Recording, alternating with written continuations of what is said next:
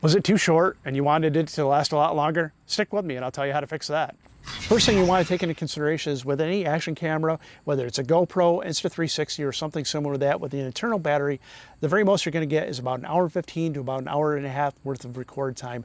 And that's with the internal battery. If it's hot out or cold out, you're going to get a little bit less potentially. If you don't have the right settings, you're certainly going to get a lot less. I'll talk about my settings too.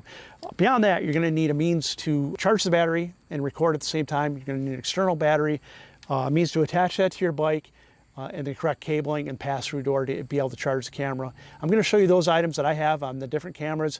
We'll move inside to do that. Okay folks, we're inside now. We're going to talk about the camera platforms that I use and then the other accessories that you're going to need to be able to capture longer format videos and the other connectors you're going to need to be able to do that, and some settings as well.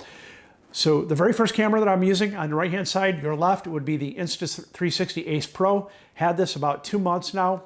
The longest ride I've done is about 2.5 hours with it and was able to capture the entire ride using the settings and the external battery. In the middle, I have the GoPro 12, and I've been using GoPro for quite a while now. GoPros have been my go-to cameras, and they work out well. The next thing, and probably the most important thing you need, irrespective of whatever camera you're going to use, is a battery to be able to power and record at the same time. This is a 5,000 milliamp battery. It works out real nice, and it works on all these cameras. It has a standard USB-A and then a USB-C to charge in this case. All the stuff I'm showing, I'm going to have links to down below. These are things you're going to need if you want to record long format videos. So as far as being able to attach the battery to my bike, is I did a 3D printed design that the battery slides into. And then it can slide back and forth. You tighten it down depending on the length of your stem.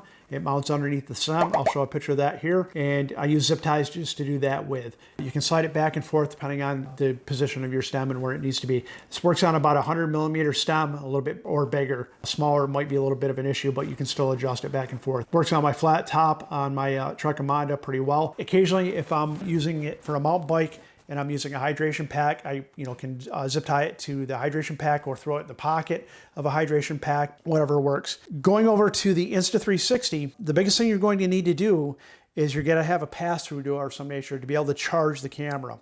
In this case, you're going to purchase one of these, which is an external mic adapter, and then you're going to pop off your battery door, slide this in, snap it in all the way, and then you would plug your USB-C cable into this and then into your battery and be able to charge. The biggest thing with this external mic adapter is there's a auxiliary jack.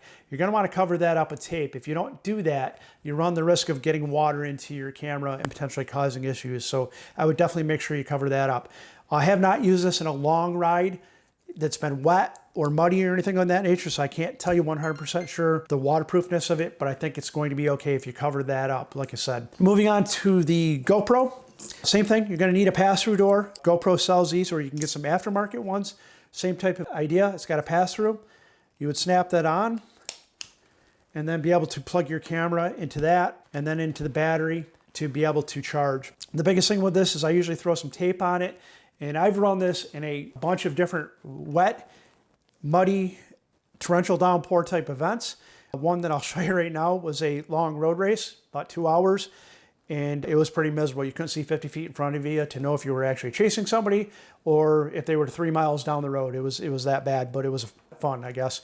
One thing nice about GoPro is they've come out with something new with the GoPro 13. It's called the Contacto, and what it is it's a different type of battery door that you would slide on, and you'll notice it's got some contact points. Those contact points are for this adapter. They have this shorter one that you plug a USB into. They have a medium-sized one, and then a very, very long one. With this, the nice thing about it is it's magnetic, which is nice because it slaps on, and the biggest thing with this is you don't lose the waterproof ability of your camera. With this being on the outside, the GoPro, with a pass-through door on any of these cameras, potentially you're going to lose the waterproofness of it. The biggest thing I would say with this though is slap some tape on it, electrical tape or whatever, just to make sure this stays on. I'm not sure if this will stay on in a gravel race, mountain bike thing, but I will tell you if this cable is loose or anything like that, or you're using a longer cable and you don't tie it up and it catches on something, any of them are going to pop off. So throw some tape on it, save yourself some grief down the road. So yes, that's it. The Contacto, that's a game changer as far as I'm concerned. I'm really going to like that. I think that's going to work out well. With any of these cameras, the settings that I would use are 4K, 30 frames per minute, and you're also going to want to make sure you get a bigger SD card, 256 gigabytes, 512, or a terabyte size. Go to the vendor site for the cameras, see which one they recommend the best, and get one of those. If you don't do that, you run the risk of having issues with the camera shutting off, freezing, or having problems. Get the ones they recommend, and you shouldn't have those problems. The other thing I would say too, with any of these setups, as far as using the external battery or the internal battery, some things that I'm going to recommend to do are shut off the Wi-Fi, shut off the Bluetooth, and shut off any GPS. If you shut off all those sensors, you're going to get a longer battery life. That's how I'm getting that hour and a half consistently. Sometimes a little bit more, sometimes a little bit less. But if you don't shut those things off, you're not going to get the hour and 15 even. You're going to get a lot less.